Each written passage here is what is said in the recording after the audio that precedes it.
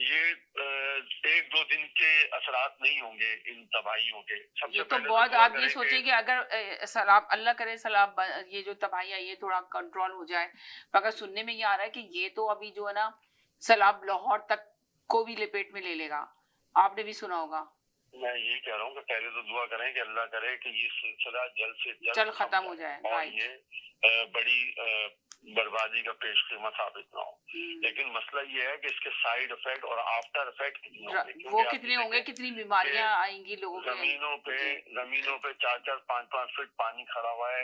आपका मवेशी तबाह बर्बाद हो रहे हैं, आपके घर तबाह हो रहे हैं। अनाज, तो जो मवेशी बच फसलें जाएंगे, तबाह हो गई, अनाज फसलें आपका तबाह तबाह हो हो रहा गई, है, गन्ने अनाज की नहीं मिलेगा फसलें, तो चावल कितनी। की जी फसलें, फसलों की फसलें तबाह हो रही हैं। जी। और किस तरीके से इनका दोबारा बहाली का प्रोग्राम होगा।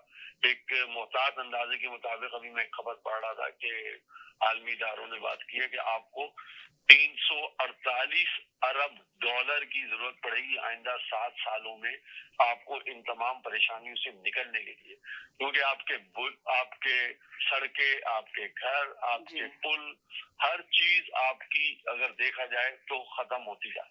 खत्म हो पहले ही गई है, हमारे खत्म नहीं होती सिस्टम जा रही है, खत्म हो में गई है, आने वहां पे ये देखा जो आपने। जो जो चीजें देख रहे हैं उसके जी तहत मजीद, क्योंकि देखें हमने प्लानिंग इतनी हमारी नाकस प्लानिंग प्लानिंग है। थी कि जी जो दरिया, जो आपकी जो नहरें थी, वो अगर कम पानी की वजह से उनकी जगह महदूद हो गई थी तो हमने उन्हीं महदूद जगहों के ऊपर अपने नए ब्रिज बना लिए, अपने पुल बना लिए। लेकिन ये देखना और सोचना चाहिए था इन माहिरीन को कि दरिया का कोई ना कोई तो एक हजम होता है ना, जो उसका एक तरीकेकार होता है। जब पानी होता है तो वो अपनी पूरी जगह इस्तेमाल करता है। अब आपने जब किसी जगह नहर का जो चौड़ाई थी वो अगर 1.5 किलोमीटर थी आपने, और वहाँ पानी अब खुश्क हो के आधे किलोमीटर पे था, तो आपने आधे किलोमीटर के ऊपर बस्तियां आबाद कर दी, आपने कोऑपरेटिव सोसाइटियां बना दी, आपने लोगों को जमीनें बेच दी। अब जब पानी आ रहा है तो वो उन तमाम इलाकों को डूबता हुआ आ रहा है, डुबोता हुआ आ रहा है। इसमें बगैर किसी सियासत के मेरे ख्याल से लोगों को काम करना चाहिए, क्योंकि ये वक्त इस वक्त मैं नहीं समझता कि कोई सियासी जंग का टाइम है। ये बिल्कुल इसी तरीके का वक्त है जैसे कि वो 4 रोजा जो जंग हमारे इंडिया पाकिस्तान के साथ हुई थी, और पाकिस्तान का हर शहरी अपने मुल्क के दिफा के लिए और अपने एक दूसरे के साथ निभाने के अज़्म के साथ हाथ से हाथ मिला के खड़ा हो गया था। इस वक्त हमें ये नहीं देखना कि इसका झंडा ये है या उसका झंडा वो है।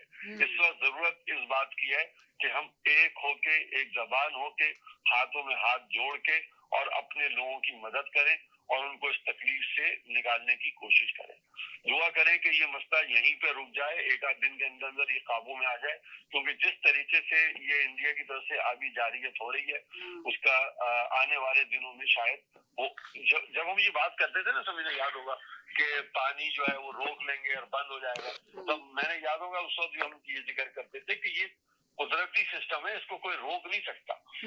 जब अब जो बारिश हुई है तो इंडिया में भी इसी तरीके से बारिश हुई है जैसे पाकिस्तान में हुई है। सिर्फ जैसे मैंने सिर्फ मुंबई के अंदर 700 मिलीमीटर बारिश हुई है, तो वो पानी वो कब तक रोकेंगे अपने डैमों के अंदर? उन्होंने अपने डैम्स को खाली करना था ताकि आने वाले पानी को जगह दे सके। जी। और वो सारा, और उन्होंने अपने डैम को खाली करने के लिए अपने डैम खोल दिए, जिसकी वजह से सैलाब आया तो पानी का बहाव इतना तेज हो गया कि उसको कंट्रोल करना मुश्किल हो गया। अगर इसी रुके हुए पानी को वो वक्तन फवक्तन चलते रहते तो सिस्टम चलता रहता। राइट। लेकिन इंडिया ने एक सोची समझी साजिश के तहत पानी को होल्ड किया है और उस पानी को फिर इस्तेमाल किया है, जो हमारे लिए इस वक्त नुकसानदेह साबित हो रहा है। राइट, सही कह रहे हैं। हाँ जी, जी सर बोलिए। मलिक साहब को, डॉक्टर साहब को, जी डॉक्टर साहब का इंतजाम इतना थर्ड क्लास है, ये सिर्फ लोगों से पैसा इकट्ठे करने की नजर में है। अपने बंदे मरेंगे तो इनको पैसा आएगा। अभी $6 लाख यूनाइटेड नेशन ने दिया है। ये कशकोल लेके घूमने वाले लोग हैं। कल देखे इधर पानी घूम रहा था और ये